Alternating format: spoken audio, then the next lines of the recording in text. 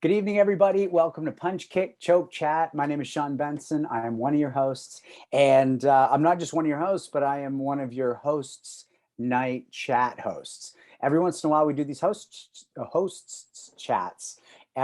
Say that fast, like many times in a row. Hosts chats. I love them because, we get to just banter around the topics. It's very much the spirit of the show. If you're new with us, Punch, Kick, Choke, Chat is derived he'll deny it, but mainly by Sensei Dauphin, sort of activating during COVID the concept of being able to sit in the back seat of a car, a couple masters in the front seat having a conversation. And I know many of us on this call have learned so much, maybe as much or if not more as in the dojo during those drives or something similar to them. And that's what we're trying to do here with this show. And the host chat has a really laid back vibe. We also want you to know that during the host chat, there's a special part to it that I'm going to introduce when we do our housekeeping, but we're really glad you're here with us live. Every week I get to introduce Sensei Niklaus Suino. It's one of these things where I just go, oh, he's an 8th dan in Eido, he's a 6th dan in Jiu-Jitsu, a 6th dan in Judo. And what I've started to realize is the magnitude of that. The more training I put in, the more I realize, holy crap, like I'm not even a serious martial artist yet. And this man's a serious martial artist 3 disciplines over. And that blows my mind. It truly does. I'm not just blowing smoke. It's we talked about this on one of our shorter shows. The more one teaches, the more time you have to spend keeping up your own skills away from what you might call the spotlight, the harder it is to find your teachers. You're growing your own clubs. And this is a man who's done that with the Japanese Martial Arts Center in Ann Arbor, Michigan. And I just want to say it's such an honor to take for granted how much you've done in the martial arts, Sensei Suino. How you doing tonight? Hey, Sean. Thanks for that intro. I'm doing well. Thank you. Always a pleasure to be introduced and to realize that from the outside, things often look very different than they do from the inside, right? I'm just a dude who fell in love with martial arts at age 8 and never, ever quit. But, if you stick around long enough and bust your ass, some good things happen. And that's happened to all of us, right? We've made lives in the martial arts and never quit. A lot of sweat, blood, sweat, and tears between the day one and today. But thanks for that. Thanks for teeing that up. Always, Sensei. You introduced Sensei Randy Dauphin. Also casually mentioned his ranks: 7th dan karate, 4th dan iaido, and multi-time international champion in karate. And also a successful competitor in iaido as well. But more importantly, just somebody who sets the bar really high for physical fitness, for aspiration, for commitment to the martial arts, and many other things. Randy, great to see you as always. I'm looking forward to our visit in person coming up in about 2 weeks. But meanwhile, here we are. How are you, and what's going on? I'm good. I can't promise you I'm not going to be emotional when I see you live. So like, if you want to get cameras out to watch like that guy that you just introduced blubber in your driveway, then that might be good. Doing good. Tonight's my last night as a 49-year-old. Wow. Yeah, tonight's amazing. My last night. Yeah. And so to commemorate that, I jumped rope for like an hour and did like just a boatload of heavy deadlifts. But tonight will be my last heavy lifting night because I want to not get injured between now and the 11th. But I'm doing great, Sensei Suino. Looking forward to this. These are the ones where it's like when we have the guests on as we're doing this, like there's, you're doing this research. So there's this pressure to like make sure you do this intro that makes them feel really good. And I like that pressure and I'm happy that we can do that for them. But tonight it's nice to just come, turn the thing on 15 minutes before we let anybody in. All of us just kind of laugh and joke around and then that vibe just keeps going. So thanks for the intro, Sensei Suino. I'm doing great. I'm glad to see you. And I'm going to introduce Sensei Legacy. Sensei Legacy, I'll casually mention that he's a Sensei Black belt. Right. And he's a member of the Canadian Black Belt Hall of Fame, and he's an author, as Sensei Suino is. And, I always casually mention this, like that he was a student of Harold Warden's and Benny Allen's and Richard Kim's and Anthony Sandoval's and Sensei Suino's. But I'll say something. I just want to say Sensei Legacy is truly a great student. Like, and I don't mean like do your basics good, do your kata good. I mean like doing it like everything that you would want a student to do, Sensei Legacy does for his teachers. Always. Like he promotes them. He holds, I've never seen him teach a White Crane seminar where he didn't go out and gush about Sensei Sandoval, his teacher, and how good he is. And he's just, to me, a great representative of what a great student should be and not losing that student mindset. How you doing tonight, Sensei Legacy? You good? I'm doing good. Looking forward to tonight. Yeah. Awesome. I wanted to also mention something about Benson because he often doesn't get the big hairy introduction that the rest of us get. And now that we're doing less of a big hairy introduction, he gets even less of it. So I just want to say that, you know, Sean, in addition to being like a really good martial artist, and he always defers to us as the seniors, let's face it, he's very high ranking karate guy. He's a 5th degree black belt. He's very accomplished in kata. He's a really good fighter. He's done iaido. And he's excited because tomorrow he's going to do his first BJJ tournament. And I'm super proud of him that he would go out and pursue another art, and he would take it so seriously that he's going to sack up and get out on the floor. I'm proud of you, Ben. So good for you for doing that tomorrow. Thanks, and I really Saturday, appreciate sorry. that. It's Saturday, yeah. And I just want to really quickly, you know, we do defer a lot here, but it's always for a good reason. None of this would be happening if it weren't for Sensei Suino. We went down for the Crucible, and we did our iaido, we did our mental work, we did our striking work, we did our judo, and last 2 hours we rolled, and I really enjoyed it. And so I came home, and with my sensei's permission, and if you're watching, you're like, what do you mean? I'm an adult, I can do what I want, but I would never just do something without asking my sensei within the martial arts. And both my senseis were like, fuck yeah, go do that. So yeah, I'm nervous, I'm excited, I cannot wait. And I've been training like crazy in all my martial arts. And when I get nervous for the jits, I just go, you're a karate man, you know how to do this. And then it sort of ping pongs back and forth. It's really nice. So thanks for that, Sensei. No problem, man. Do your housekeeping. Great. Everybody. So what I was alluding to earlier is that we're so glad you're here. We're always glad you're here. But I'm especially glad you're here when we do the host chat, because we put the camera on you when you have your questions. So we're really excited for you to ask questions. Robert Schlumsky, Sensei Schlumsky, who's hosting behind the scenes, he just threw up in the bottom the chat button. That's where you can fire him a question, and we'd like to have you come on camera and ask it and have a little bit of a chat with us, be part of this living history. If you don't want to, that's fine. We'd love if you did, though. And the other thing is, you know, we're all adults here. The 4 of us especially know each other well. If you don't like the language, if you don't like the stories, brah, brah.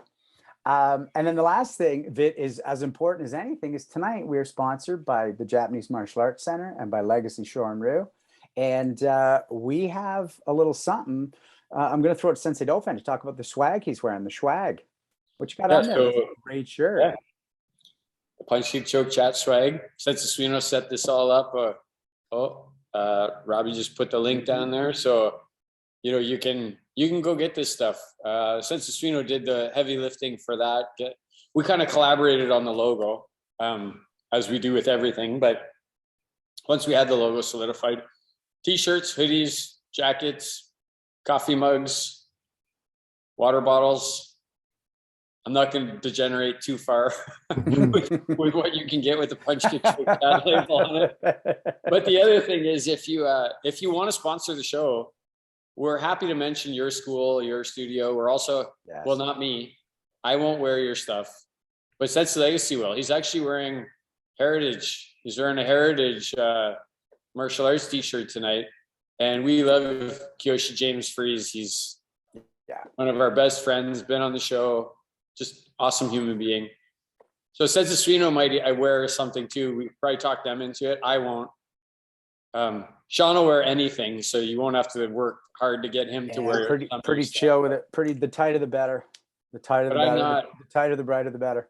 Yeah, you're only going to see me wearing Legacy Shorin-ryu, J-Mac, or Punch Kick Choke Chat.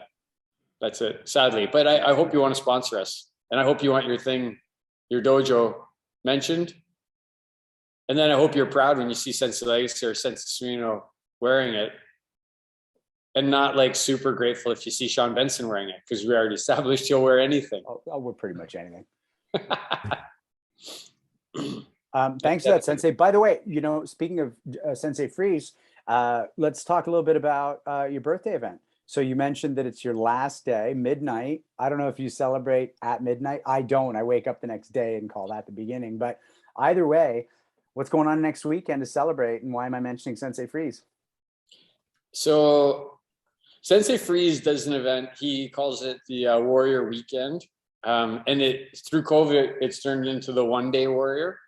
And it's a fundraiser for cystic fibrosis. And he does a great job with it. And he's literally raised like hundreds of thousands of dollars for that. And if you're not aware, Kyoshi Freeze, he's not normal. He has CF. Mm-hmm. And he's lived like about quadruple the amount of time that anybody's supposed to live with that. And I say that there's no end in sight. Like, this isn't a pity party for Kyoshi Freeze. Like, he's a total badass. He's in amazing shape, like fights all the time. So, but on the 11th, what I wanted to do was, for myself, just do something to commemorate my birthday, my 50th birthday. Sensei Legacy, when he turned 50, he did a very similar thing. So I wanted to do something that was in line with what my sensei had done on his 50th birthday. And then I just thought, could we do something that will do good for the community? So get everybody to give you $20 that wants to do 2 minutes with you. So 50 people are coming, and we've raised about $2,500 for CF so far. Really proud of that. And I'm really looking forward to, and there's still a couple of rounds left. I think we got like maybe 8 or 9 rounds left. And Kyoshi Freeze said any rounds that nobody takes, he's fighting those rounds. He's already claimed them. So, so that'll be good. And the only other round that nobody can have is round 50, because Sensei Legacy is going to pound on me in that last round. So thanks, Sensei. That's awesome. And if you look on the bottom, Robert just threw up the GoFundMe. So even if you can't make it, even if you can't, have a 2-minute round, which I highly recommend. We've been going down to do fight nights with Sensei, and it's impossible to forget, but I always forget how incredible it is to stand opposite you and trade kicks and punches, Sensei. It's, I mean that. And, for anybody who hasn't had the chance, I really recommend that you just take a breath, throw $20 towards that. And if you can't, throw $100 toward it. And that would have been the gas money you would have spent. So everybody. Or $1 million, good too. $1 million. Throw $1 million. So how do we want to jump in here, everybody? We got a question. Do we want to start with the question, or should we start with one of our own? Let's start with their question. If somebody has a question, great. John Ryan, Sensei Ryan, let's throw the camera on him, and I think you're going to really enjoy this question. John. Hello. Hey, John. Hi, everybody. How you doing? Hey, John. Yeah. So my question is, you guys are all iaido guys as well as empty hand martial artists. My question is, how has the iaido training enhanced or affected your empty hand training? I didn't prime him with that sense of Spino. It's just serendipitous that he said that. Yeah. You want me to be last on that or first? Yeah, who do you want, John, to answer it first? Well, I want all of you, but we'll go with Sensei Suino first. Yeah, man. Well, transformative. Eido is so concerned with the Eido we do is so concerned with structure, with the placement of the bones, using the muscles to move the bones and generate strength because of leverage and position. It's so detailed and focused that it's really transformed my understanding of where I am in space at all times. So it's affected everything I do, whether that be judo, jujitsu, karate, or anything else. And I'm just talking physical right now. There's more dimensions, but just talking physically, I've never experienced any martial art that was more instructive about where your body is in space, and learning to sense that, to put yourself where you want to be, and to generate power efficiently. That's the short story. Okay. John, your host, direct traffic and ask who you want to ask. Hunchy. Well, what I found from it really refines your thinking. What it really does is it calms your mind and turns you inwardly so that you can work yourself or be your best self from in and out. In karate, I can punch you anywhere and it will have an effect, a certain effect. But when you do an EI, you're aiming to cut in the best places that will take your life, we'll say, like the samurai, and to cut certain places where you're going to bleed out. You don't. I don't believe that, and I stand to be corrected. I don't believe that your intent is to kill, but to actually cut someone so that you don't have to spend a lot of time trying to kill them in a real battle, as opposed to them just laying there and bleeding to death. It just sort of gives you a different mindset of how things are when other people have swords. You can't be turning your back on another swordsman to cut someone and have a guy with the same 3-foot razor blade standing behind you. So I think it moves your mind around a lot faster than karate. Kyoshi? So I'll give you a couple of thoughts, John. One thing that I like about iaido that I also like about karate is the history, right? There's slightly different histories, Okinawan history and Japanese history, but there's no doubt about it. When you grab a hold of that sword, it's like Miyamoto Musashi had to do that. Uragari Ichiban had to do that.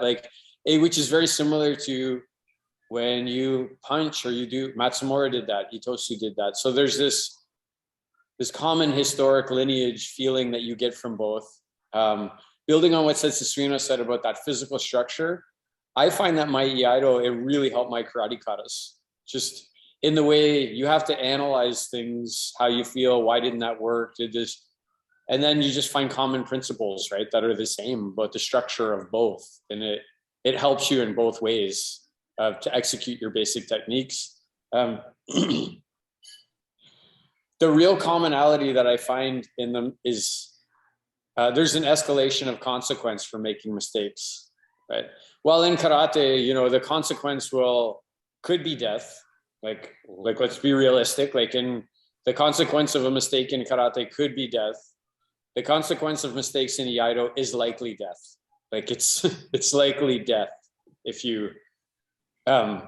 So that's one thing, and then just how it informed and helped is having the right tool for the right job at the right time in self-defense, right? If you have to defend yourself and you're in a phone booth, katana might not be the best choice of weapons in that instance. And just like I like to tell the students in here, if somebody drops an atom bomb on Kitchener tonight, your karate is probably not going to allow you to defend yourself against that.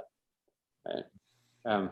So those are my thoughts on how it adds. But the final thing I'll say, John, before you turn it over to Sean is, if you do anything for your entire life, it all just becomes you and it all just kind of blends together. So it's like, I'm just this guy who does karate, physical fitness, iaido, shoots guns. That's just who Randy is.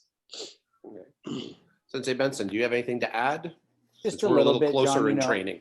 Yeah, I haven't trained a ton of iaido, but I have for almost 2 decades, and I always will have that as part of my training. It's just not a major focus, so I don't want to comment too much, but I can tell you this, because karate is so inside out for me, I don't have great perspective on it.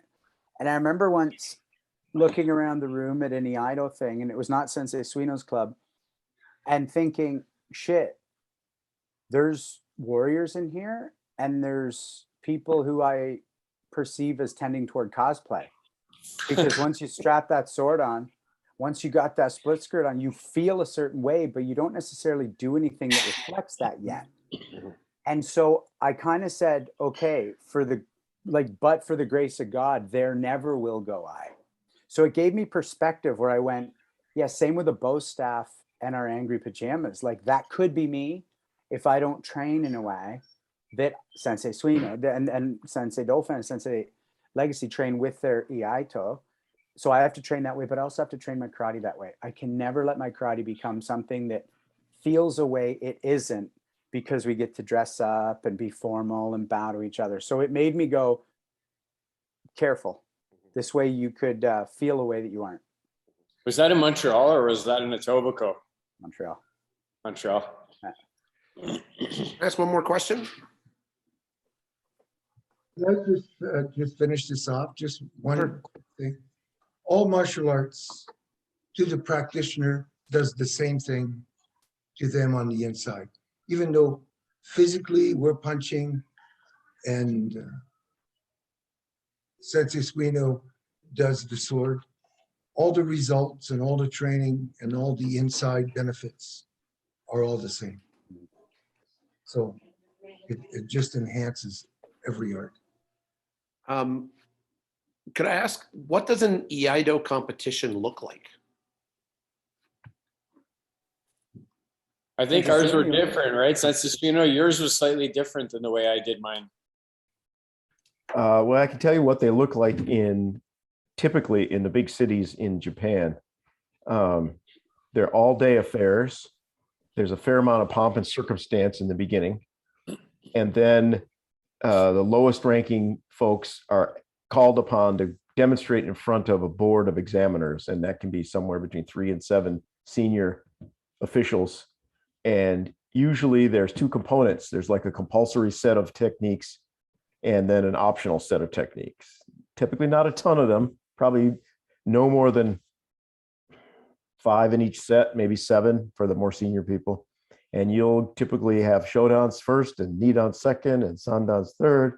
And about 8 hours later, after 300 people have demonstrated, you'll have the hachidans and if there's any around, some kudans and judans. And then there's more pomp and circumstance around. If it's a tournament, there'll be points awarded and medals awarded and announcements. And if the testing is very similar, it's just at the end what they're announcing is the outcome of the ranking. It's a long slog. The one thing that surprised me was the Japanese are actually pretty informal about requiring people to pay attention. The board is paying attention, the demonstrators are paying attention, but maybe just because it's a whole day event, they really didn't care what people did in the meantime. You can go out and have a can of green tea and listen to your Walkman in those days, or have lunch or whatever, but you just had to be there on tea, ready to go when it was your time. Of course, I knew I had short time in Japan, so my eyes were glued on the demonstrators all day.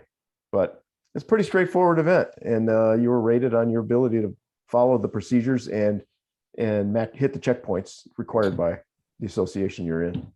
Okay, that's great. Thanks very much. Can I stay on camera, John? I just want to throw this up to either you or Sensei Dauphin, but I know that checkpoint training is something that definitely changed our karate, like mine with you, Sensei Dauphin. That's something that we worked on a lot. And, just maybe expand on what that is briefly for anyone who doesn't know who's listening. Sensei Suino, what would you describe as checkpoint training? And Sensei Dauphin, how would you flip that to karate? Checkpoints in iaido are probably things you'd expect, where a foot should be pointing straight forward, the knee should be bent X amount, and then with a sword, what angle the sword is drawn on, posture during cuts. That's the kind of the poses, right? And then in between the poses, the speed of movement and timing. And then the next level is intent, right? Are you creating the appearance of pressure, and are you conducting yourself with dignity? And then I guess sort of the last thing is, well, there's two higher levels. One is the audience convinced of the realism of the activity that you're involved in? And then I think the apex skill is in boxing what they call ring generalship. Even if you don't hit the person, you're still in control. And a really good iaido practitioner is in control of the room like a great actor on stage. That's an apex skill, and very few people get to that level. Yeah. Anything you want to add, Sensei Dauphin, to relate that to kata and karate or anything like that, or just let It's nothing that everybody who's in our club wouldn't know, right? So I think first you have to build structure into somebody. Like otherwise their power is going to be going everywhere. So building that form in, right? Like what's your base? Eyes, feet, hands, hands first, then feet. Where's your chamber? If it starts in the right spot, it's probably going to end in the right spot. And then if it ends in the right spot, it probably traveled in the right path, right? So if it started on your hip and you were trying to hit the middle of the body and it ended in that spot, then it probably traveled the right path. And then, when you get to the more intermediate level, then as Sensei Svino was talking about, there's more summation. It looks like your hand and foot moved at the same time, but you just did it in a way that your foot still stopped and then your hand stopped. But that's what I like to call summation. And then you get into the higher levels and that stuff happens without a lot of conscious thought and basically very effortless. And then, since Svino called it ring generalship, I like to call that you have the ability to impose your will on another person, right? That's the culmination for me. You see it, and then you see that in everything that the person does. If they're doing kata, you see that they impose their will on you while they're doing kata, or if you're fighting them, or you're doing bunkai, it's just clear to you that this person's doing to you what they want to, whether you want it done or not. Thanks very much. I appreciate that. Yeah, thanks, Sensei. Thanks, John. Nice to see you. Nice to see you Sensei too. Dauphin, I know you have a question you wanted to get into about our time during COVID. Well, we could do that one or any of the other ones. Don't have to be mine.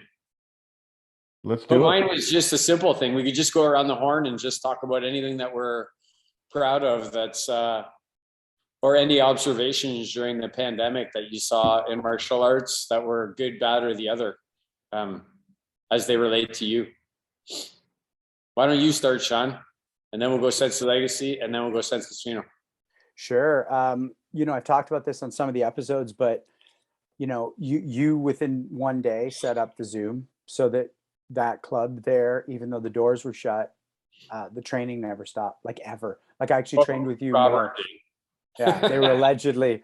But I've never trained with you more because I didn't have to drive the distance, and it was actually a gift. So it's weird. COVID's been a really good thing for me. And if anybody's been sick or if anybody's lost anything, I don't mean to negate that, but I'm speaking from my own experience. I've gotten close with my partner, work's been fine. But in terms of martial arts, it has been a heyday for me.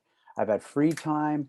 I've been training 5 to 7 days a week, every week without fail. The only pauses are for nurturing my body. You've all been available this show.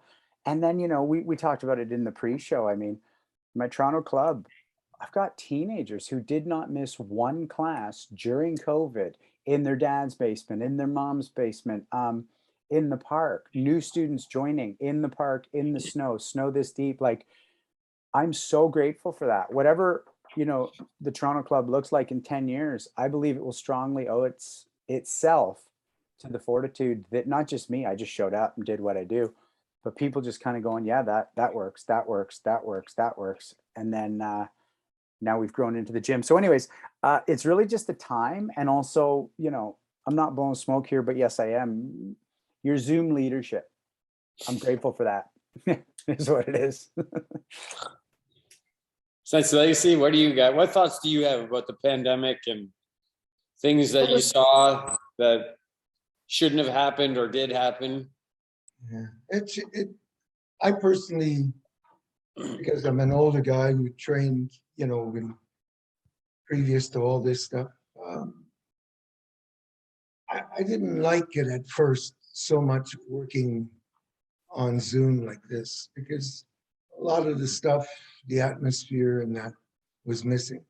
But on the good side, it really had me training with people all over the world, people I've met that I know now that we're friends, and it would have never happened in any other way. Sorry. And then you really find out how much a part of your life martial arts is when they take that away from you. You know what I mean? It was,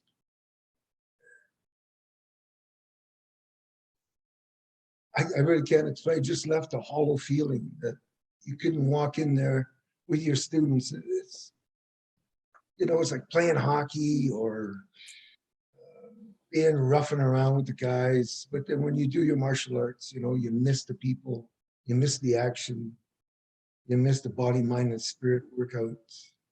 Just so many things in that way. Thanks, Sensei. Sensei Suino, anything that you want to add? Thoughts? Well, I mean, I think every one of us on this call would agree that Punch, Kick, Choke, and Chat has just been amazing to be able to connect with the world of martial arts, to connect with you guys first and foremost, and then to connect with the world of martial arts and just in a deeper way. People all over the world we never would have met otherwise, or people that we knew, but now we understand more about them. And that process is continuing, right? We're teeing up new guests, people that are in our extended network, and we're going to get to know them better. Some of those people will become good friends. We'll train with them. That's astonishing. I mean, if nothing else, the show has done that for us. And then on a more specific note, you know, in late summer, early fall of 2020, I was just not sure JMAC was going to survive. You know, we were in dire straits. Our governor had shut the state down, as particularly had shut down gyms and, you know, and fitness clubs and martial arts schools. And the generosity of the JMAC members got us through that stage. And now we are 100% back to where we were pre-COVID, both in terms of student numbers and financially. And that's just, I mean, we have some ground to make up, but what a blessing. So I'm unbelievably grateful for both of those things. I like that. I agree that Punch, Kick, Choke, Chat has been great. Stands out. Kind of that idea was around though before COVID for me. I had talked to you about it. Even Beth, your student, had been bugging you and I to do some type of a podcast. And, you know, you guys say, oh, it was my idea. But even like,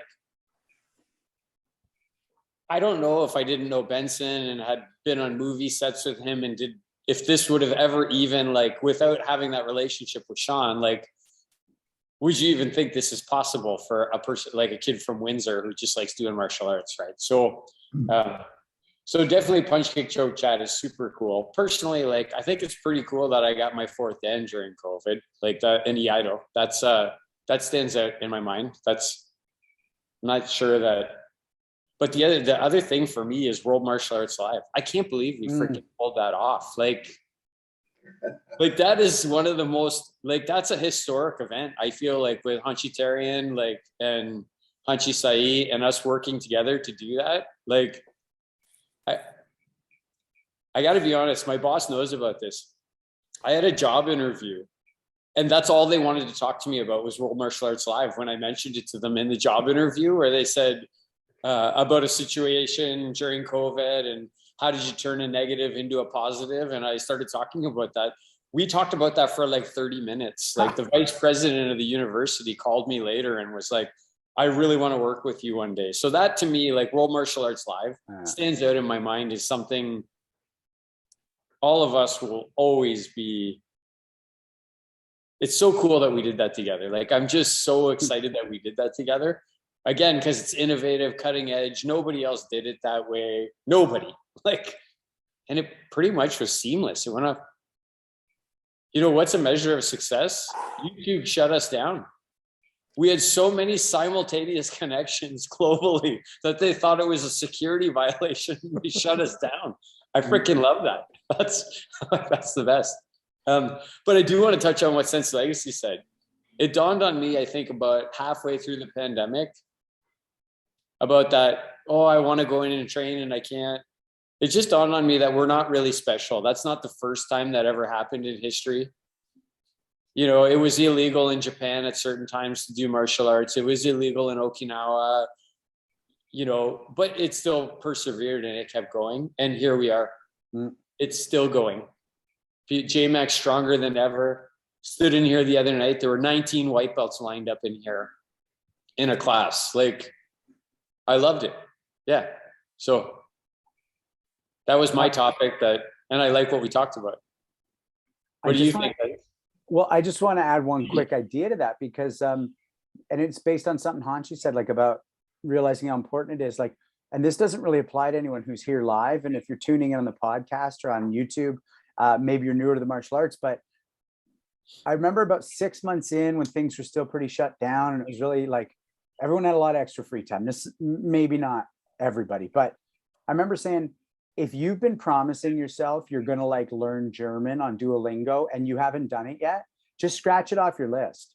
You're not gonna do, like, you have the time, you're sitting around, like, and so if you thought you were gonna like, oh, I just need time and then I'll become a hardcore martial artist. If you didn't do that during this, that's cool, but that might not be your thing. You might want it to be your thing. It might be on your list. Again, look at our guests. I mean, they're all masters in training or have logged in here every week. It's not really who I'm talking to, but I think people who didn't quit during this will be the vanguard of our whole next 20, 30 years of martial arts. And people who did quit, they weren't going to last in any real way anyways. You know, Sean, I'd love to hear what people think about this. Victoria Feth, one of the senior students in this dojo, said to me, and I've thought about it a lot since she said it. She said, you know why Legacy Shorin Kitchener, Legacy Shorin JMac continued on through the pandemic is because we offer more than a financial transaction. Mm. We offer a lot more than you give us money and we give you a package and then you get it and you get to move on. And she said, Sensei, you know, when you said you were going to close the dojo family got together and said, no, you're not. Like, this is much more important than the money. This is about the people and the relationships and the training. Like, and the training is one of the pillars of what, and I think a benefit of COVID is a lot of shitty business school, martial arts schools are gone. To me, that's a benefit. I was just going to say that exact same thing. But I was going to direct it to Sensei Suino. And it's also showed us what a good instructor Sensei Suino is and how caring and how well trained he is when your students won't let you shut down. That says a lot about you, Sensei Suino. Well, you know, I was having this conversation with another business person the other day, and it was remarkable how many other businesses I know, whether they be martial arts or fitness, really struggled when they were all about the financial transactions. You know, if they made the mistake during COVID of telling their students, hey, you got a contract and you've got to honor it, that was almost a sure way to get their students to quit. Say, nothing doing, you're not making me pay during COVID. It never occurred to me to do that. It occurred to me to go to my students and go, hey, you know, JMac needs you. If you want to step up, this would be a great time. Because you're right, it's not a financial transaction, right? There's a lot more to it than that. And if you make it all about the money, I think you make a mistake of almost making it impossible to have the more meaningful things be as important as they really are. You know, I say at the recommendations, I've been going around to the recommendations. We have a grading coming up on the weekend, and I've thanked all the students that were there. I've said, thank you so much for being here, continuing to train. Because if you were a fucking quitter, COVID would have been the perfect excuse for you to just pack your fucking bags and go home. Yes. Right? And all the people who are like, who started during COVID and continued or before that, they're not quitters. Like, they're still here. They didn't let something like a major global event stop them from doing something that they're passionate about and they love. So that's the thing, eh? Like, there's a mindset of something being an obligation, and then there's a mindset of this is something I'll do no matter what. You know, like, I don't know. I don't know how people transition into that. For me, it was week one of karate. I was just like, okay, I'm just doing this now. When I moved away from Western, I was like, okay, where do I do this now? Okay, now I'm moving to Vancouver, then LA. Where do I do this now? it was innate, but you know, I think those people for whom it's like, crap, I should go to karate tonight. It's like, we probably won't see them in the new year, you Yeah. know, in the new paradigm, and that's okay. There's something Crap, they'd rather be doing. Yeah. Yeah, crap, I should go to karate tonight. Should you? Should you? Really? Nobody Should will miss you if you don't. Man, now there's something that we might want to talk about at some point. You know, people start martial arts, and it's usually not very long before you can kind of recognize whether they've got that thing or not. You know, there's a big difference between people who show up and go, crap, I should really go to the dojo tonight. And other people who go, this is just what I do. I've got some kids like that, right? I got kids that have been doing karate with me for 9 months, and they're already that way. Now, maybe in 3 years it'll be different, but right now those kids are like, I'm a martial artist. I go to they don't say it, I'm going to my fucking karate class, but they show up, and that seems like it's unconnected to age, and it's unconnected to physical gifts. There's just some quality in people that they decide, this is my thing, man, and I'm in it. Those kids will say, fuck, I need to go to karate after I'm done with them. I think a lot of them feel like Superman, simply because they have a secret identity. They become good fighters, they become confident, but they don't wear their karate gis, but inwardly, they feel that they have a secret identity. They are a karate man, or they are a swordsman, they are a martial artist. And I think that once that gets a hold of them mentally, inwardly, they almost dedicate their lives to make themselves a better superhero. That's so cool. You know, and if instructors are listening out there, use that example. I've had kids that they're standing around and doing stuff, they're not trying that hard. And I'd stop and say, come here a minute. I said, how would you like to have a secret identity, just like Superman? And I got their attention right away. And then you explain to them, you don't wear your karate uniform out there, but you still carry what you've learned in the dojo out there, and you could help people in the street. And that sort of captures them a little bit. I think there's that great moment too, you know, Sensei Dauphin, you talk a lot about the fantasy of karate, like for a newcomer. You know, I was talking to my class last night about like Bloodsport. Like Bloodsport for me will always be a perfect movie, no matter how dated it becomes, because it was one of the fantasies that brought me into the Western dojo. And then the beautiful thing is when I realized that, you know, that the way it looks in the movie fantasy isn't quite true, and you don't stand on the tip of a sword, what you just talked about, Hanshi, actually became the better, like, oh my God, I'm going to learn who I am through this. Like, I didn't realize, it was like a brilliant bait and switch. Like, I'm going to go there and learn how to dance on treetops. And it's like, oh no, I'm going to get something better. I'm going to kind of get to know who Sean is and walk Sean's path. And that, I can't even imagine, like, wow, like, where did that come from?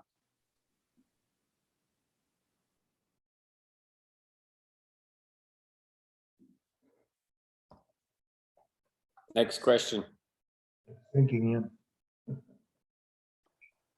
I'll throw out one idea that I wanted to chat about a little bit, because, you know, a lot of the guests we have cite Bruce Lee as their guy.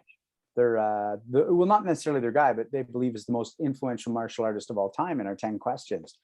And I love Bruce Lee. I respect the hell out of Bruce Lee. But if you watch that, you know, demo footage from the 60s, you know, there's a bit of showmanship to it. And he's not really fighting, but people will be like, Bruce Lee fighting, but he's got that gear on and he's, you know, doing his stuff. He doesn't really have a fight record. So where does that live for us within the fact that if you comment any of that on, let's say, a post of his, people will come at you like you've insulted Jesus on the cross. He's a religious figure. But he doesn't have the track record that a lot of us respect. But then at the same time, he did some stuff for martial arts that no one may ever do again. So, you know, let's start with you, Hanshi. Like, where does that live for you, the whole thing? Well, he was a respectable martial artist in that. I believe that you're right. He doesn't have that record, at least that I know of. But he did show everybody the way it should be, the way it should work, the possibilities. I guess that's basically it. That's why he's the most influential, because Right. he did make people dream. Yeah. So that's Awesome. my look at it. Yeah. Sensei Suino? Give that up again. I've lost the thread of the question a little bit. The thread is really just, I don't think anyone can really deny, or if you have a different opinion, he's at least number 1, 2, or 3 for influential. But, you look back at the footage of him, and there's some showmanship to it. There's some tricks there that he's doing in those demos. He doesn't really have a fight record. So, he's become a religious icon to some, doesn't have a lot of the stuff we even talk about, like going mano a mano with grit. But fuck, I mean, what a specimen, what he did. Where does that fit for you?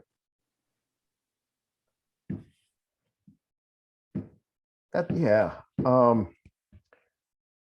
I think we've talked a little bit about this show. Some people rise above their status as regular human beings and become icons. And he just did that somehow. And so whether he had a fight record or not, he's just become a symbol for an incredibly high achieving martial artist with some really interesting values, and somebody who blazed a lot of new ground. I think one of the reasons people, worship him, if you want to call it that, I think there's a good aspect to that and a bad aspect to that, if you let me judge. And that is that he was such an innovator. And I think that's a good aspect, because if you take it in the right direction, you examine what you've learned and you decide what of it is realistic or helpful to you. In other words, I don't think your whole life should be just accepting the dogma that you learn. I think sometimes you have to view it with a critical eye. That's the good side of what Bruce Lee did. I think there's a lot of people that live in a fantasy world, and they use his innovative ideas as an excuse not to really pursue a martial art to its true depth, right? So, sword and a shield, there's two sides to it. I really respect the man. I loved his movies. I love his book. I read every biography that comes out about him. But an icon, still a human being at the same time. Thanks for that really thoughtful answer. I'm asking this for myself. Like, I brought it up for a reason, because I'm trying to reconcile the two sides of what I think of the guy. Sensei Dauphin? Well, obviously he's extremely charismatic person, right? Very handsome, physically in good shape, very well spoken. Had to overcome lots of adversity as well in his life, like documented adversity, not like made up adversity. So maybe he didn't go mano a mano, but he definitely had his struggles in life that I think Bruce Lee is much the same as all of us on this call. When I think of Bruce Lee, I think about a person who just truly loved martial arts. He just truly loved martial arts. He loved teaching it. His gift was that he showed it to the world, right? Like that he got a platform to demonstrate it to the world. And then all that collided together. Charismatic, handsome, loves martial arts. And now you put him on the biggest stage on the face of the earth, and people start lining up to get into the dojos because of that. And that's why he's influential. That's the good side. The bad side, I think, is that he personifies some of the fantasy of martial arts, not the reality of martial arts. And then those people that are trash talking you when you put a realistic comment down, they just want to live in that fantasy realm of what martial arts is. And I don't think Bruce Lee would have actually even liked that. Like, I think if we talked to him, if he was alive, he'd be like, what I know of him and what I've read about him and what I've seen is that he'd probably be like, yeah, those people are bullshit. Like, and it's not just him that fantasy applies to. How many of us, like, said, Suino, I don't think you ever met Jigoro Kano, did ever? No. You probably have some fantasies in your brain about how he was or how you wanted him to be or what it was that you wanted him to be. I know that's the way I feel about Matsumura. The reality is something entirely different, right? Bruce Lee sat on the can and had a shit just like the rest of us. He pulled his pants on one leg at a time, just like the rest of us, just like Matsumura and just like Jigoro Kano. But we all love martial arts. We all loved it. Yeah. And we all train super hard at it. Yeah, that's my thought on him. I really wish I could have met him, Sean, and just had a chat with him, like just talk to him. Yeah. I don't have a desire to train with him. Like I don't look at his stuff and think, oh man, like I'd be so much better if I trained with Bruce Lee, but I would have valued being able to pick that guy's brain for a couple of days.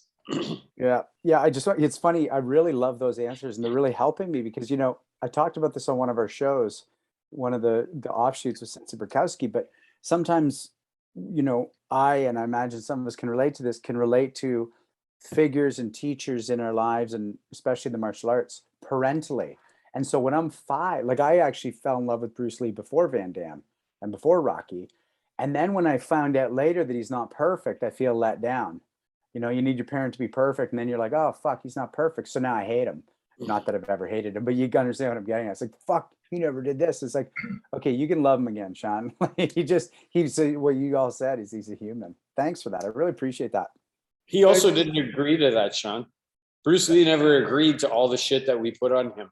Right. Right. He never said, yeah, oh yeah, I want all this. Put me on this pedestal, kiss my ass. Yeah. Tell everybody in the world that I'm the god of martial arts. He never agreed to that. That was just all thrust onto him. Oh, cool. Sorry, Sensei, what were you going to say? I was going to say, you know, as we speak, sometimes things come up and maybe it's a little late, but, you know, besides the creator, whoever made us, next to life itself, the greatest thing he'd give we were given is our imagination, because from that, everything unfolds, right? And he toyed with that. He toyed with our imagination. He stood in front of Kareem Jabbar Abdul, I'm not quite sure if that's how you say his name, and fought with a gigantic guy. And he was like a fairly small human being, right? And he made people see visually, especially the ones that were not initiated in the martial arts, that a small person could overcome big things, big problems. And it would change your life in that way, right? Everybody wanted to be a good fighter back in those days. And when they saw him, their jaws dropped. But he really toyed with your mind. He knew where to go to make you believe. He knew what to do to set examples. So he was great in that way. And again, it doesn't matter what the art is. It does the same thing. Everybody's different art does the same thing to each human being on the inside. So by using those examples, he made everybody feel it inwardly, whether they were going to be martial artists or not. That's badass. Thanks. We got a question from Justin Shea. Let's throw a camera on Justin. Robert, if you don't mind. And I don't see the question up here. We're going to assume it's not bullshit. He'll pay the price if it is.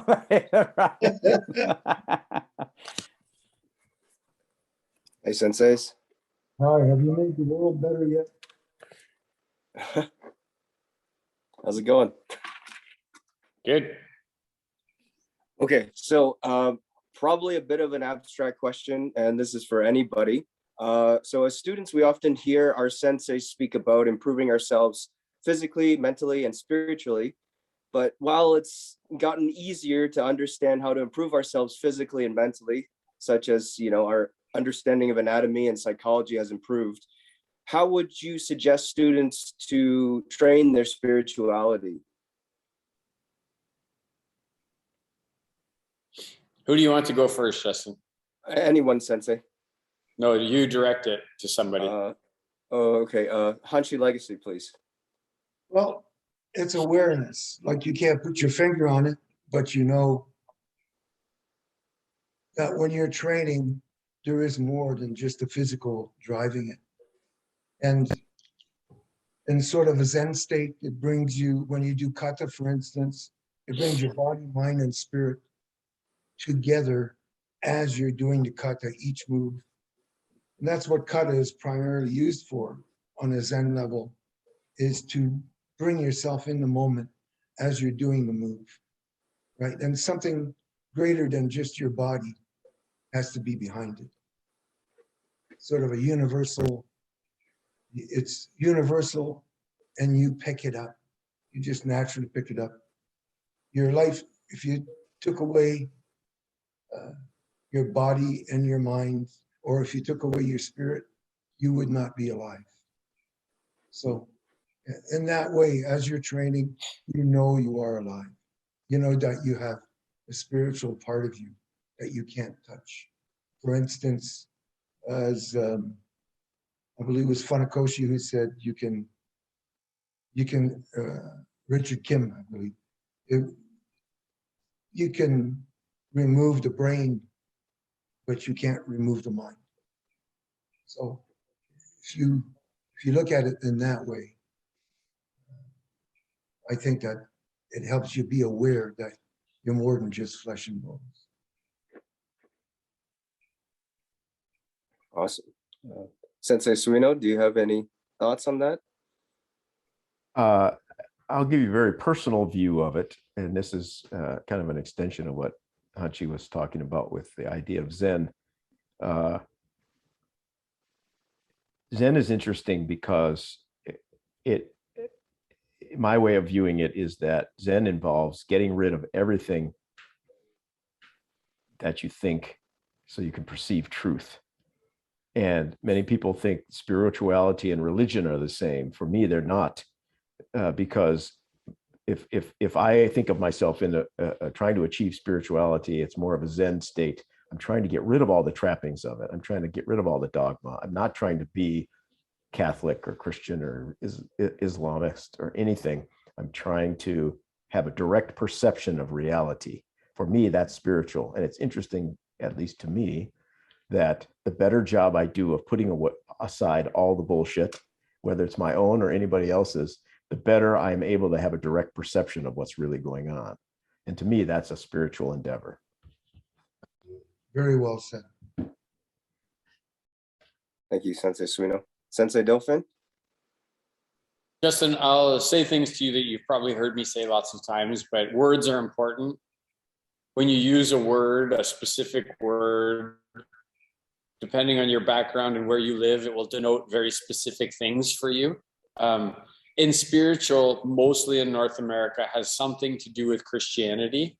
And I don't think that that necessarily applies in the dojo necessarily, because the dojo historically comes from a more Buddhist or Confucius culture, right? Or even Hindu, right? So when you say body, mind, spirit, body is a body everywhere you go. Mind is a mind everywhere you go. Spirit is something that will be different depending on the culture, the background, the religion. So when I say body, mind, and spirit in the dojo, often with people who aren't maybe deeper, I like to just think of tenacity. Like, have the spirit, have the tenacity, have the aggression to be tough, be like, live in that moment, be uncomfortable. Like, to me, that's also religious. That's spiritual. Like being able to, have Sensei Suino slam you on your back and then get up and say, thank you, Sensei, can I have another? Or Sensei Legacy hits you with a reverse punch and knocks your legs out from underneath you. And it takes guts and spirit to get back up on your feet and do it again, and then do it again and do it again. But if you want to go to the religious, then I would go to what both Sensei Legacy and Sensei Suino touched on. For me, if it's spirit in terms of religion, then it's spirit in terms of a Buddhist religion. And then it's your martial art teach you to live now, right? Now, that's where the spirit comes. It comes now. You live now, right? Don't worry about what the next technique or like what the next stance, just worry about what you're doing now.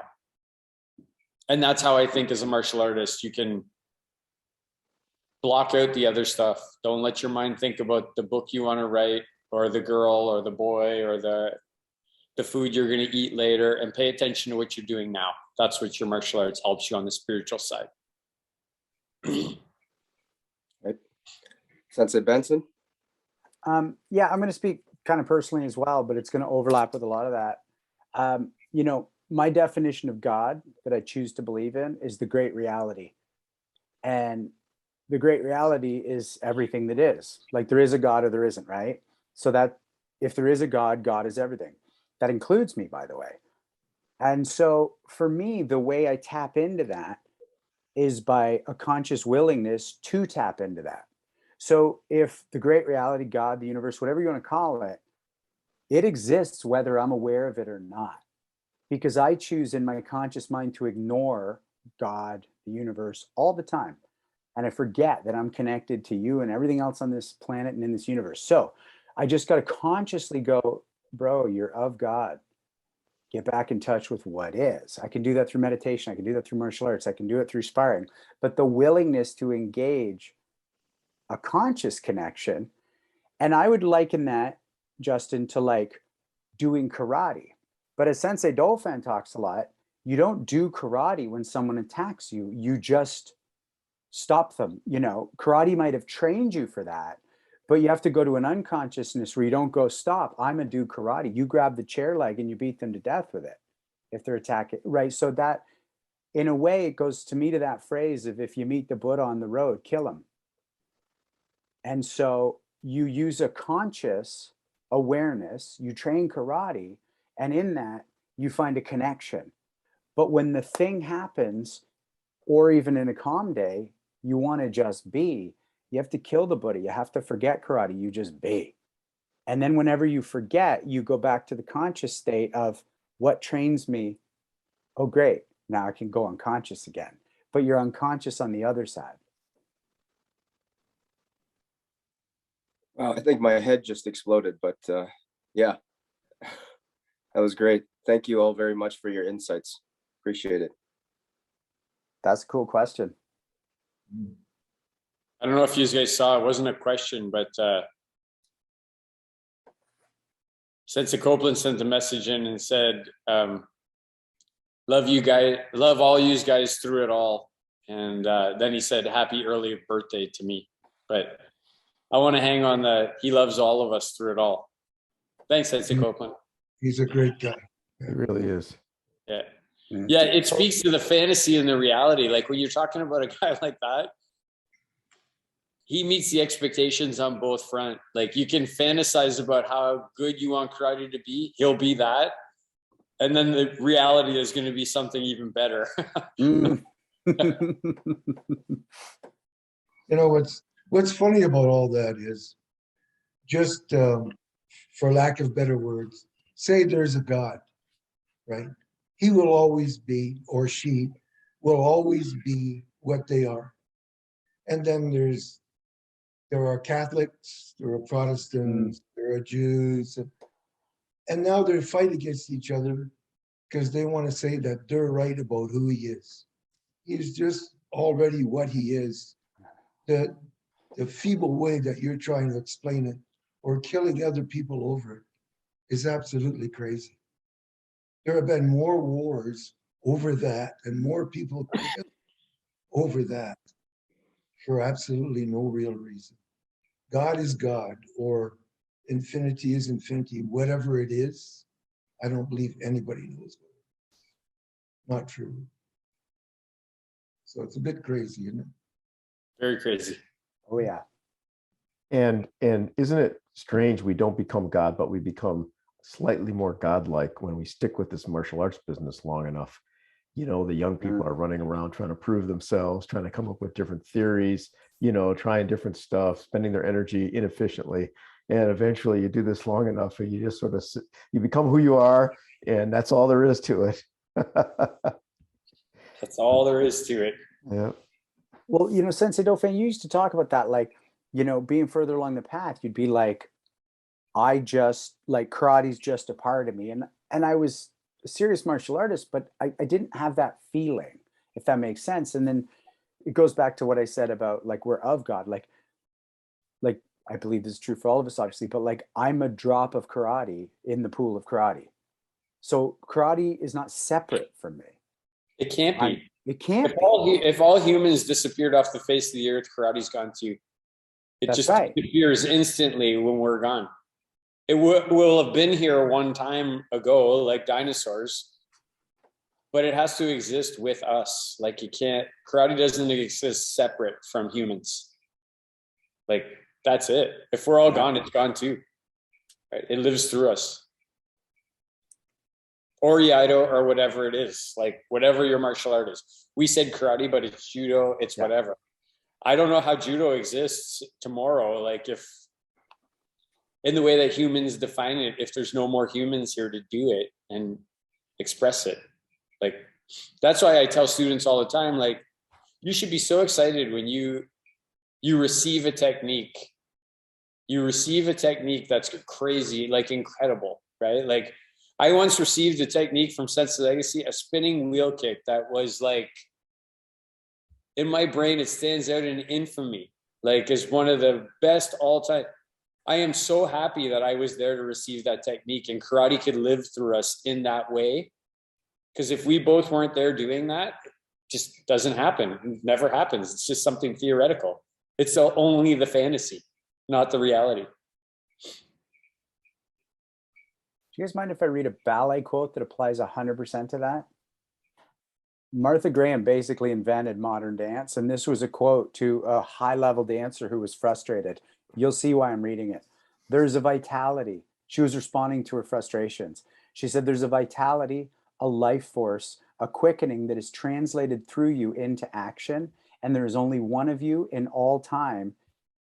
Your expression is unique, and if you block it, it will never exist through any other medium. It will be lost. The world will not have it.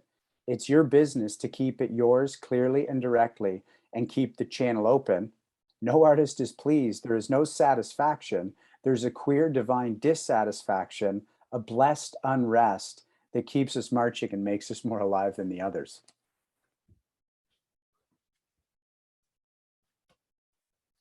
That's interesting. She'd have been a great martial artist. Yeah, that notion of a dissatisfaction, right? And we've talked about this on the show. If you ever decide, yeah, my shit's good enough, right? That's when it stops getting better. I mean, why would we all be students still, right? If we're satisfied, we just, fuck, I got this. The book's on the shelf. That's one of the things I like is, to me, a level of mastery is when you know your mistake. Oftentimes, like a white belt or a beginner tricks themselves in their mind. They're like, yeah, I did it right. And then when you show them, they're like, holy shit, that's what I look like. Like, that's how I did it, right? Whereas all the people on this call, like, there's no way that Sensei Suino would grab a hold of his sword and pull it out and not know instantly every flaw in the movement that he had just made.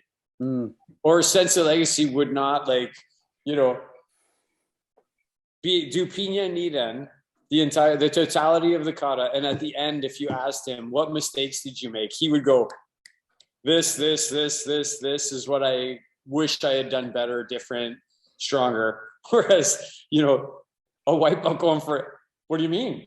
It was amazing. That was perfect. Like, I loved it. So let me throw this to you, Hanshi, just because, you know, like in terms of the karate, especially this, where does letting go of that? Like, where does the zen of the kata, i.e. the mindlessness, meet with the awareness of the mistake?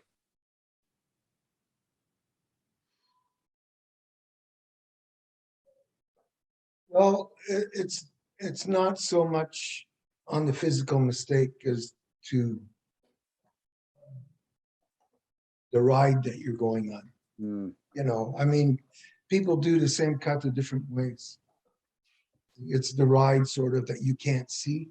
If I was going to elaborate on what Randy said, would there be a God if there were no human beings? Right? And to me, like, when you see it raining and there are millions and billions of drops, say, representing spirituality of mankind, when you're standing in the ocean, say you're standing under the water, point to one drop.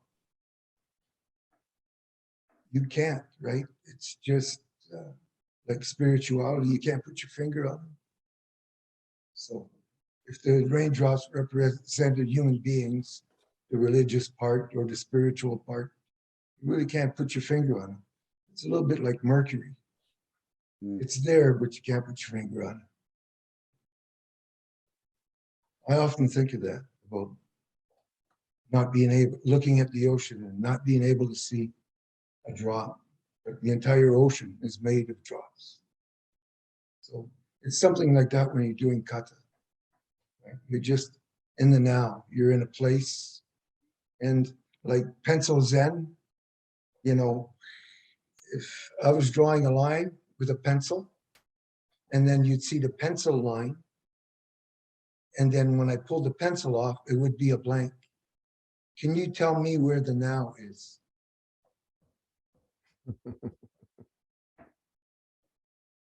Is it at the end of the line, or is it the beginning of the gap? And if so, point to it. You can't. It's impossible. Our brains aren't big enough to figure that out. So we do our best. Everybody's always working towards perfection. Nobody's ever going to get there because we really don't know what it is. Blessed unrest. Well, and one of the conflicts or challenges, the conundrum that we face is you have to be in pursuit of perfection to experience those moments, but you can't be obsessed with it in the moment, right? So there's a lifetime path that's the pursuit of perfection, and there's the moment of letting go.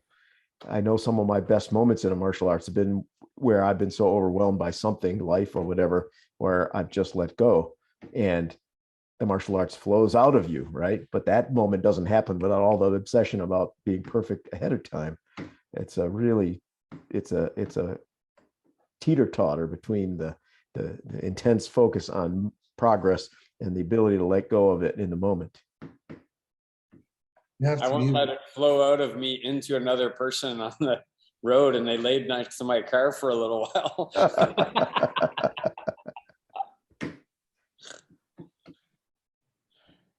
That's the moment. It's like training, being conscious of training.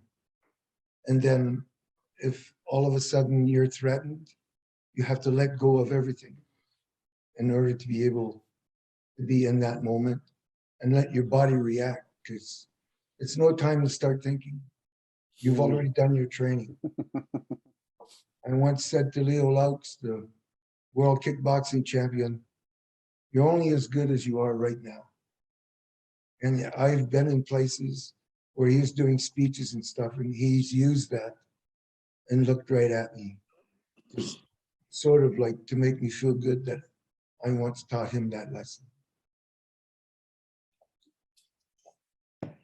You said that once, since we were standing in a backyard in Windsor. And one of my family members said, we were all standing there on the porch, and he said, you know, Randy, I'm going to train all year, and next year I'm going to fight you and I'm going to kick your ass. And you said, you see, that's the difference between you and him. You're going to have to train all year to even convince yourself that you're going to be ready, and he's ready right now.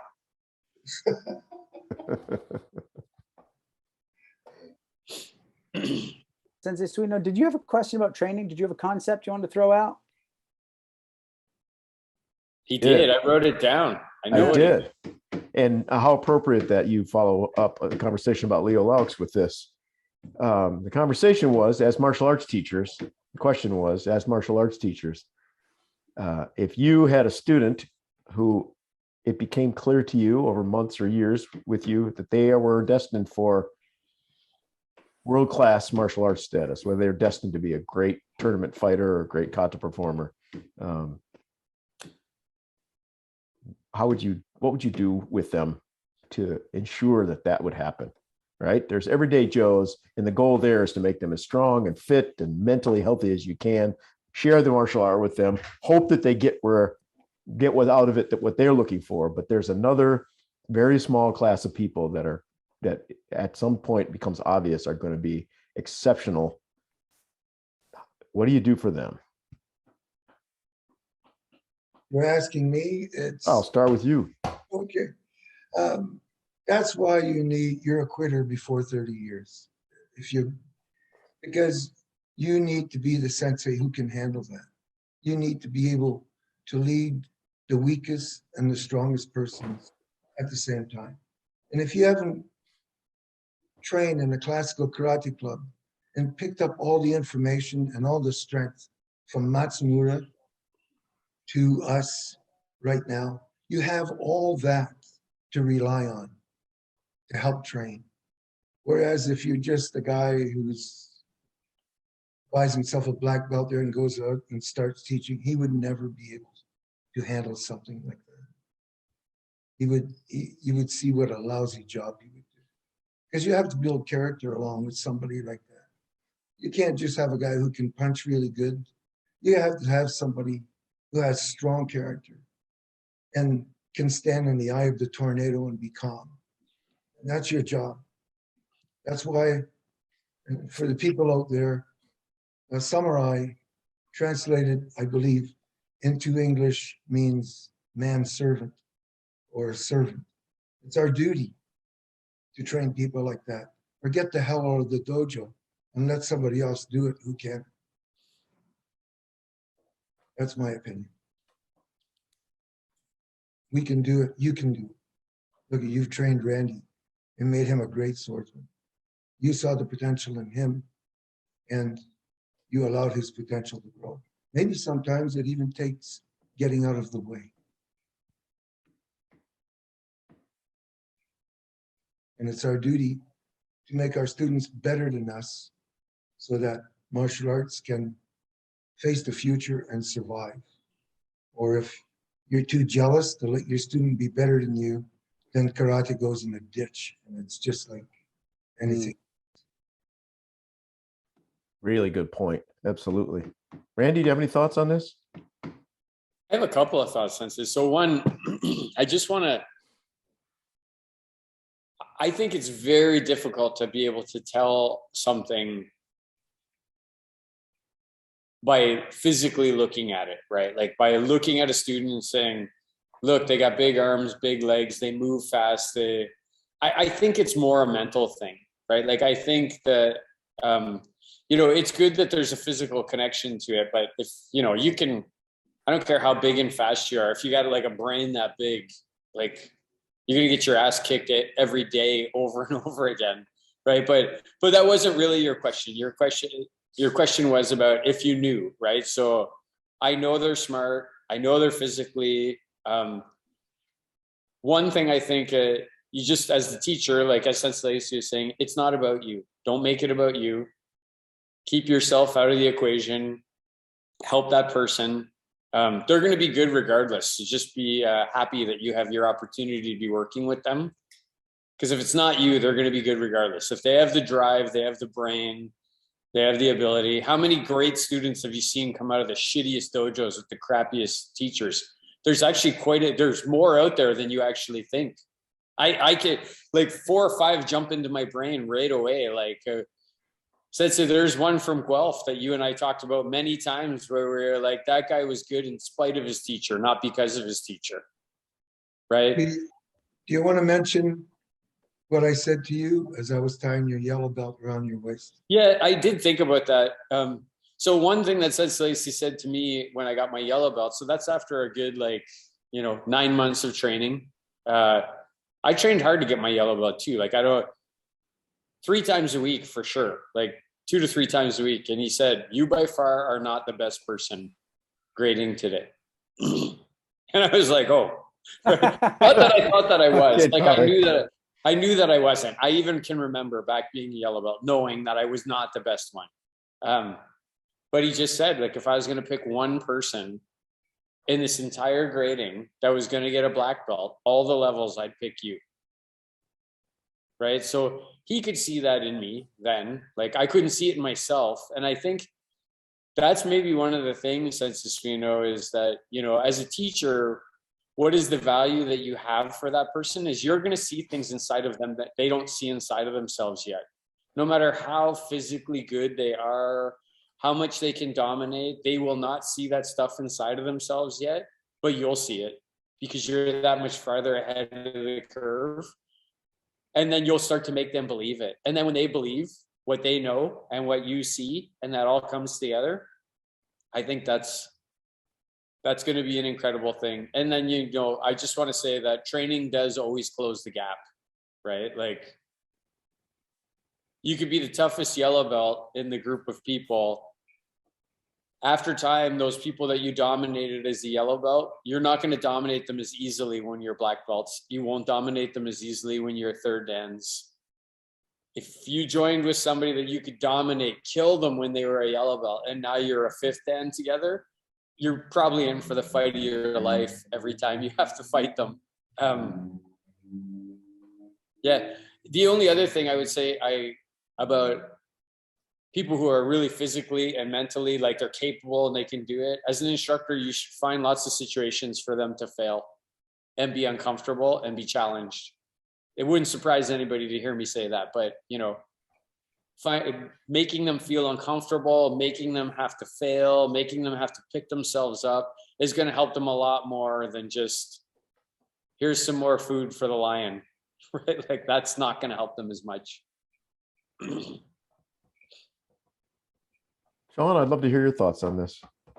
Sensei, I don't have a ton, and this might not surprise you. I'd get them to my senseis and I'd get the fuck out of the way. I am a very good teacher. I'm a very good martial artist, but that competition aspect is something I have so little experience in. And to bring someone to that level, I'm not the guy. I can drive them to the guy or the woman, and I would, and I'd be happy to. So I'd be in the get out of the way camp, but facilitate every chance I could if I saw that growth. I just want to add real quick, Hanshi, I don't know if you'll remember, but what you said at my yellow belt grading, I had hit a guy, this was back before we were wearing pads, and split his eye open. And as you were considering whether or not to tie my belt on me or not, you looked at him, his name was Liam, you looked back at me and you went, you're lucky he's not a whiner or you wouldn't be getting this. And then you looked at him and you went, welcome to karate. And you gave me my belt. It was close. Anyways, that's my answer, Sensei Sereno. I'd have to find the right people. I'd like to hear your answer, Sensei Sereno. I'd like you to answer your own question. You must have some thoughts on it. Pose the question back to me so I can process it. Okay, the question is, when you identify a student as an elite martial artist or having incredible potential, how do you train them differently than, I don't want to say recreational, but the average person who doesn't have those same drive and aspirations or abilities or capabilities? I'm trying to use real examples. I'm trying to think back to the real history of some of the incredible martial artists I've worked with, and be very practical about this. I think I listen a little more closely to them. I think I pay a little more attention to them when they're training. I'm usually a little less polite to them. Well, because they don't need encouragement, right? Like you said, give them an opportunity to fail. You know some of the people I'm talking about. I'm just a little bit more honest with them, or I don't think that's the right word. I don't put velvet gloves on my criticism of people who are really good. But also I try to make sure they understand that I'm there for them. That's the thing. Hanshi said something about, just the eye of the hurricane, and a couple of you guys have kind of said, get out of the way. But one of the things about most of those people is they also love the dojo. And I want to make sure that love continues while they're engaged in that process of learning. So I'm there like a, I don't know, I've thought a lot about this, and this may be a question for a whole nother show, is that what do you call relationships in the martial arts? You and I, we all know, everybody on these calls knows what it means when you say, I've got a sensei-student relationship. But outsiders don't know that. So what is it like? Is it like a father and son relationship? Is it an uncle-nephew, or uncle-niece? Is it an older brother, younger brother relationship? I don't really know. But with those really gifted students, there's this really special kind of relationship that arises between a teacher and a student, which I treasure. They're some of the best relationships I have in my life. I got to make sure people know you love them. Yeah, it's interesting you say that, since so the first thought that jumped to mind was, if my dad, who did beat my ass as many times as Sensei Legacy did, he'd be in jail for sure. Right. So that's one thing. But I do appreciate the fact. I mean, at least for myself, one of the things I really value about yourself, Sensei Suino, and Sensei Legacy as my teachers is that I like that things aren't sugar coated. Like I like that when I come in the dojo, if I do a particular cut or like, you know, if I do something and I say, how was it? If it was not good, I know I'm good. That sucked. And I know that it won't really matter even like that other people could be standing around when that criticism is delivered. I actually I personally, I value that because and you value it more and more. The longer you train, the more you value it because there's just more and more people lined up behind you to kiss your butt and tell you you're great. And none of that stuff is actually really true. But I also do like the fact that you said, like, you know, if I had to leave this dojo right now and I couldn't go home, like I could not go home, like you can't go there. Where are like the 2 top places in the world you're going to go to where the door is going to get opened, you're going to get a plate of food, I'm going to be going to Michigan or London where Sensei Legacy is. Like those are my first 2 go-tos right away. So I don't know what that says about the sensei student relationship, but that's something different, right? But that's where I'm going. And then I hope it goes the other way too, right? Sensei, like that's one of the things that I hope too is that when that relationship is built, that the teacher also knows that I'm going to that student. Like that's where I'm going. That's the place I'm going. If I need some help, that's where I'm going to be going, right? Because I said too, but I mean, the reality is I know that the answer is I could go to Benson's Sense whenever I wanted, even if he wasn't there. If I broke the window and climbed in and ate all his food and slept in his bed. And when he got there, I said, I couldn't go home and it was cold and I smashed your window and climbed in and I ate your food. He'd be like, it's so good to see you. Like, so nice to see you. Yeah. Just, we got a beep here from Sensei Copeland who said, come to Windsor, dude, I have food. Well, I think that's a great note to put a button on it. And Sensei Suino, how fucking happy are you? About everything? 10 p.m. It's 10 p.m. Yeah. Well, it's 10:01. Yeah. 10:01, Sean. Man, you had it, but you let me down. Come on. We're so close to the goal. And no hoodie. Yeah. Don't let it happen again. Anybody want to go out on anything? Should we go around the horn or should we just let that be it and talk about our upcoming shows? What do you think, Sensei Dauphin? I'm not going to build on that. Like, I mean, that's it. I love all these people on this call. Yeah. You know, since Copeland saying like, we got the best fucking community in the world. Yeah, like we do. That type martial arts community, there's no other community that I want to belong to. Like, and there's no other time in history that I want to train than other than with all these people that we have around us. Yep. This is the glory days. This is the golden age right now. Yeah. So I don't want to talk about the next guest. I'd really like Sensei Suino to talk about the next guest. Great. Our next guest will be with us. I believe it is on December 16th. Is that correct? That is so correct. We're taking a 1-week hiatus, and then we're going to come back on December 16th, Thursday, 8:30 p.m. Eastern Time, and talk with Lance Gatling, a really interesting human being, a former tank commander in the U.S. Army. He lives in Tokyo. He's in the business of selling radar and munition systems. He has been studying judo and Nihon Jiu-Jitsu for many, many years. He's a self-taught historian and one of the leading scholars on the history of judo and of Professor Kano, who we were talking about earlier. He's a fascinating guy. I've known him for years. We've trained together. We've drank coffee in Harajuku on the streets of the mean streets of Tokyo. We've had pizza in a 3-star Michelin pizza joint in Tokyo. We know a lot of the same people. He's respected all over the world for his scholarship. And I think you're going to find him, he's also got a lot of character. I think you're going to find him really interesting, and it's going to be well worth tuning into that show. Man, what could be better than having a show where you have 2 people with the last name, one Legacy and the other Gatling? Like, that's 2 best last names. Absolutely. Right. That's badass. I love me some Harajuku, man. Oh yeah, great. You know, place. I love that vibe there. That whole, yes, sir. That whole thing. I know where to get good coffee in Harajuku. Yeah. Right on.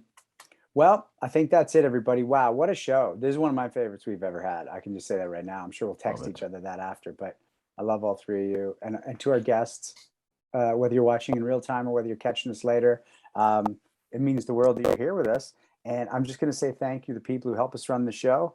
I have favorited this, so I don't have to look it up every time. You think I'd have done that sooner? I just want to say thanks to Victoria Feth, Andrei Sedashev, to Alden Adair, to Justin Shea, to Mike Russell, and to Robert Slumsky, who's running the show tonight. We can't have this show without y'all. We really appreciate your work. Thank you, guys. Yeah, rock on. Talk to everybody soon. Rock and roll. Very soon. And make sure you wish Sensei Dauphin a happy birthday in 2 hours, 1 hour and 56 minutes. Just saying. Hashtag. I'll be sleeping. Happy birthday, old guy. Happy effing birthday.